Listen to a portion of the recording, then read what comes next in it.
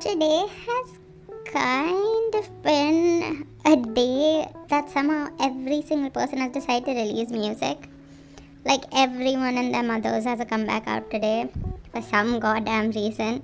So instead of, releasing this video on Monday, I thought I'll just release one today that talks about all the songs that came out today and the other songs that have come out since last Monday and will come out after today will all be part of the new Music Monday series that I'm doing that will be out on Monday.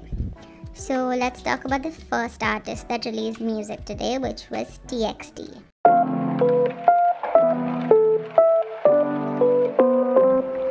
A collab literally no one could have dreamed of having. Like, name a person who said, "Oh, I've been waiting for Jonas Brothers and the TXT collaboration for so long." Yeah, there isn't a single person who said that.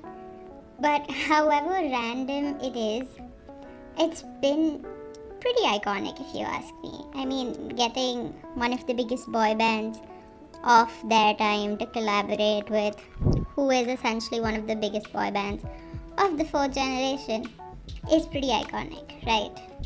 Also, the memes.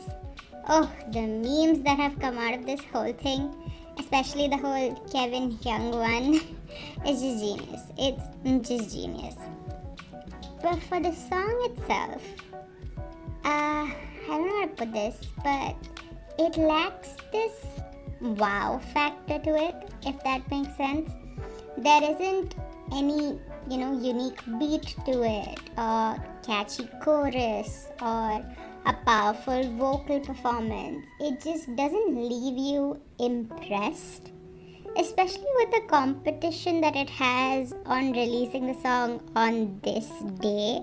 Like, think about all the things that have come out today. We've got 2 NewJeans songs, we've got the 50/50 Barbie song, we have Taylor Swift's new version of her pretty iconic album. So if you think of all of the things that are coming out today and you decide to put this track out today, just putting the name of TXT and Jonas Brothers is not going to be enough, right? You have to do more. And just like that, all the decisions that went into making this were kind of all over the place. I also don't like how soft the sound is for the song, if it makes sense. I mean, I don't mean soft in the sense that it's delicate soft. I mean in the sense that it's quiet. Like, someone needs to turn up the volume for the vocals here, because why is it so low voice? Does that make sense? I don't even know if I'm making sense. I think the backtrack is louder than the vocal track. Yeah, I think the vocal track needed to be a little higher. It's a dumb critique, I know, but anyway. But for the backtrack, I really do like the backtrack. I think I would enjoy it as an instrumental just to listen to here and there. But yeah, that was it. My personal critique with this is I just hate when K-pop artists collaborate with Western artists. And, instead of the Western artist adapting the K-pop sound, it's always the K-pop artist adopting the Western artist sound. And, K-pop is this very unique thing, right? And in itself, it's just so different from anything the American market has seen. So, to, give up on that and just to, fit into the American market is kind of cheap, in my opinion.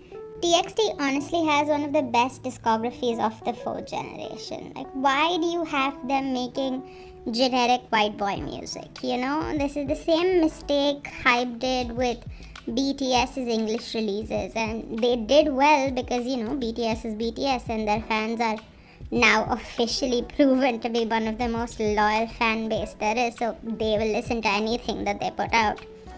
But that is not a signifier of the fact that BTS's English releases were good songs, and this TXT English release is again not a good song. So yeah, pretty disappointing if you ask me.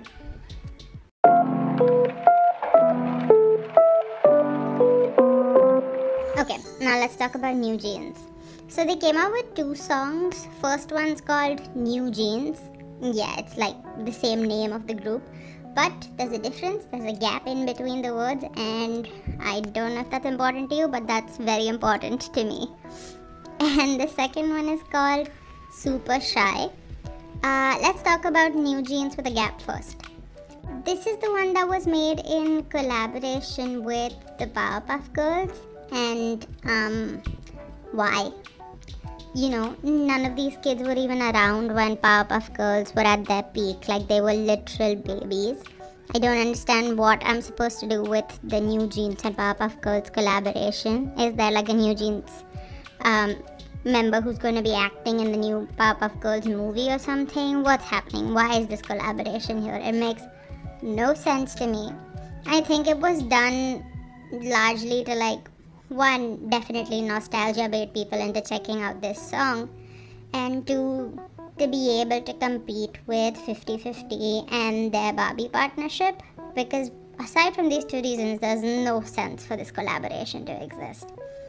But going on to the song itself, it's criminally too short. Like, it's somehow now okay to make songs that are barely a minute and a half long. Like, is that where we are in our historical place in music? This is, oh gosh. Plus the song itself, it's so bland. It's again, like I said about the TXT, it doesn't have any wow factor to it. It's just very simplistic.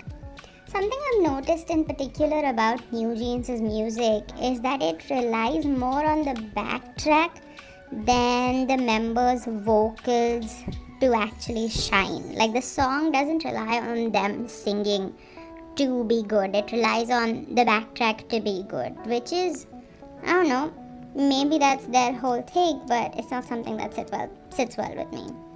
And it's not like these girls are, you know, have like bad vocals. Like, both Honey and Danielle are good vocalists and have good vocal capabilities, but somehow you never get to hear it in their music. It's such a shame. It truly is. The only good thing about this NewJeans song, literally the NewJeans song, is that the music video was nice. It was creative, it was fun, I'll give them that. I liked the way they did the whole editing for it. The music video was the only good thing about this release.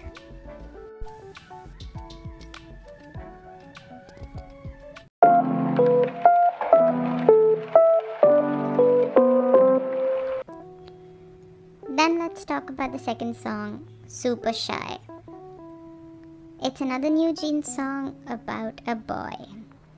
Yes, besides the title track NewJeans, which is kind of about nothing in particular, but every other song that the group have put out is either about a boy or a crush, which is honestly it's so derivative, because, you know, teenage girls have more thoughts than that, right?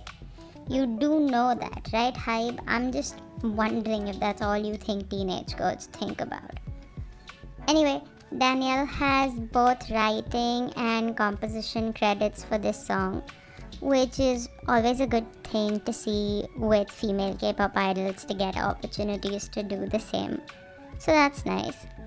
This song, I think it suffers from the same problem that most songs that are not the title track on K-pop groups' mini albums do. There's this rhetoric, right, that if anyone tries to criticize a pre-release, the first thing everyone will say is, oh, it's just a B-side.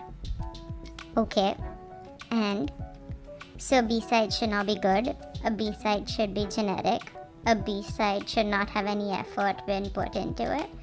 Look at Taylor Swift. Do you think she became the top singer by creating half-baked, too-short, repetitive crap? No, she put effort into a lot of the music that she created that included other songs other than the title track. Okay, maybe Taylor Swift is too much to compare NewJeans with. Let's look at someone new, Olivia Rodrigo. Her album's good because all the songs on the album are good, not just the singles that she put out. And if you still think that's too far-fetched of a comparison, Let's talk about NewJeans' debut EP. All 4 songs on that, controversy aside, are good songs. I don't like this rhetoric that, oh, it's just a B-side. That's not good enough. You might have settled for subpar nonsense in your B-sides, but I expect everyone to create good music. And this is not it. Okay, this was not it. You either make good music or you don't. And this is not good music. This is so generic, so... It doesn't build into anything. You know what I'm saying? Like the backtrack builds, but the vocals and the song in its totality is it just falls so flat. Like it doesn't lead anywhere. It just feels like a song that you'd create to fill a spot on a track list. It's quality over quantity every time. If you can just like give me a single album with one B-side and both of them are like spectacular, I would prefer that more than a mini album full of nonsense like this.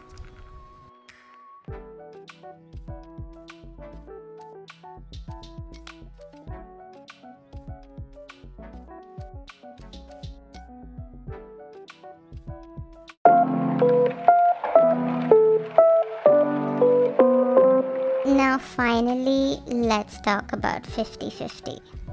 You guys wanted 50/50 to be a one-hit wonder so bad.